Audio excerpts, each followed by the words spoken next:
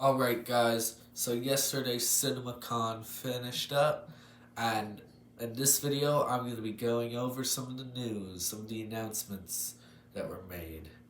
I won't be going over everything, because some things are just trailers that weren't released to the public, basically reaffirming things we already knew. So I'll try to focus on new announcements. Anyway, let's get on. And our first announcement from Sony today is that the Craven the Hunter movie, which will directly connect into the Spider-Man films, will be rated R.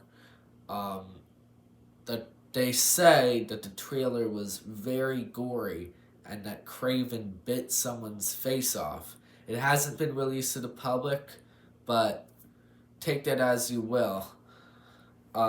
Also, there will be another Spider-Man character, another villain that will be in Craven the Hunter, a brand new one to this Sony cinematic universe.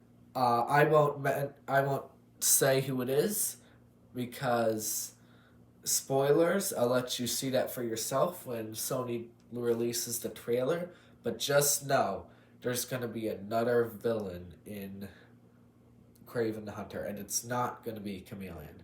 Other than that, all Sony had to announce was a sequel to Ghostbusters Afterlife, and it was a pretty slow week for Sony, which, oddly enough, is something you'll see for a lot of these companies. After Sony, we have Warner Brothers, which also had a pretty slow week. They released a new trailer for The Flash, which they actually released publicly if you want to go check that out.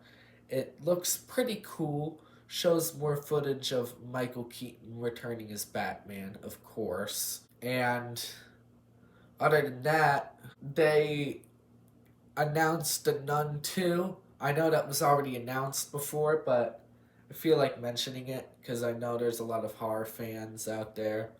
I'm not one, but good for you guys. And the only other announcement from Warner Brothers this week was the announcement of Beetlejuice 2. So that's right, Beetlejuice is returning, also with Michael Keaton. So if you like Beetlejuice, good for you guys. After that was the Disney panel. Disney also had a very slow week, probably because they're saving most of their stuff for their own convention, D23 and Comic Con, where they announce a lot of their stuff.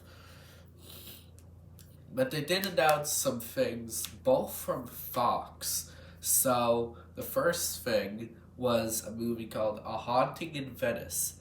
It's the third movie in the trilogy that includes Murder on the Orient Express and Death on the Nile, which are both murder mysteries. I'm assuming. I haven't watched them. But this movie, they're going to do something a little different, and they're going to go a little supernatural route. So that's cool. And they also announced a movie called The Conductor or something. I don't remember. And basically, it's like Terminator, but newer. The plot that they posted on Twitter basically is the same plot as Terminator 2. So, yeah. Which Disney also owns now, so. We've done Warner Brothers, Sony, and Disney. They all had pretty slow weeks. Now, let's get to the juicy stuff. Because Universal and Paramount had a lot of big news this week. So let's hop into that. Alright, guys. Universal had quite the busy week.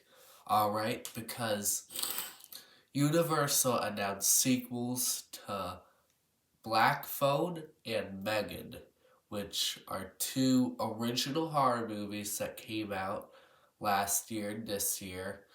And after the success of these original horror movies, Black Phone and Megan, and Smile and Barbarian, but those aren't Universal. But you get it. Now that Hollywood has seen that people want to see more original horror movies, Universal has announced that they will be focusing on more original horror content, which I'm sure is a big win for a lot of you horror fans. Other than that, the big announcement from Universal this week was Kung Fu Panda 4.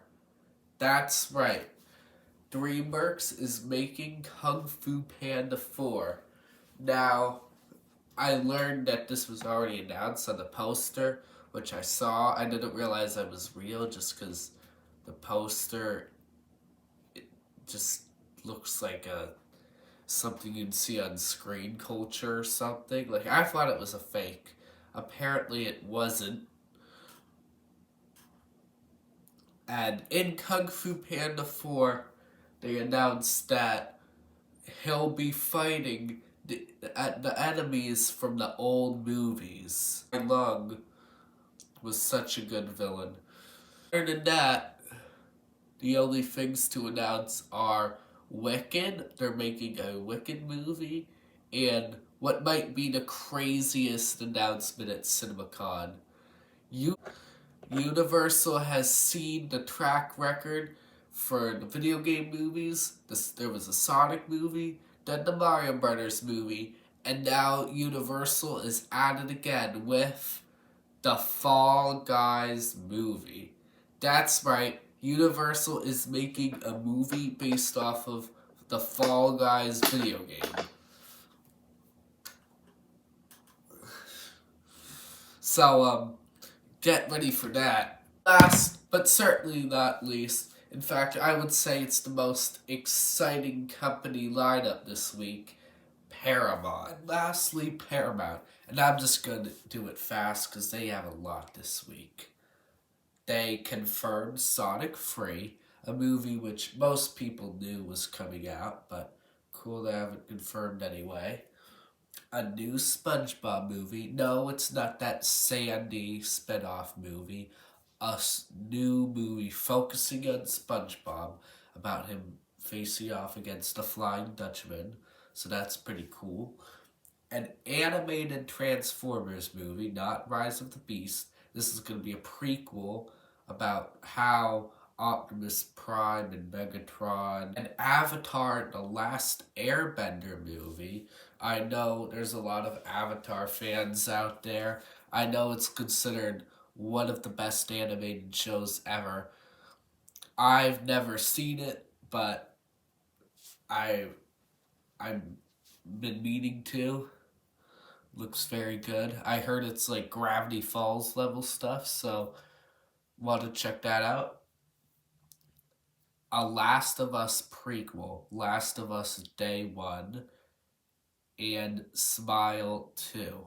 Smile being another original horror movie from last year. So I think it's safe to say that Paramount easily had the most exciting announcements at CinemaCon. So that was CinemaCon. Pretty slow, to be honest. Pretty slow with the announcements. Universal and Paramount especially definitely had the most exciting things, but what did you guys think of the movie news this week? Are you guys excited, or do you think you're gonna skip most of the stuff they announced this year? Like and subscribe, or else.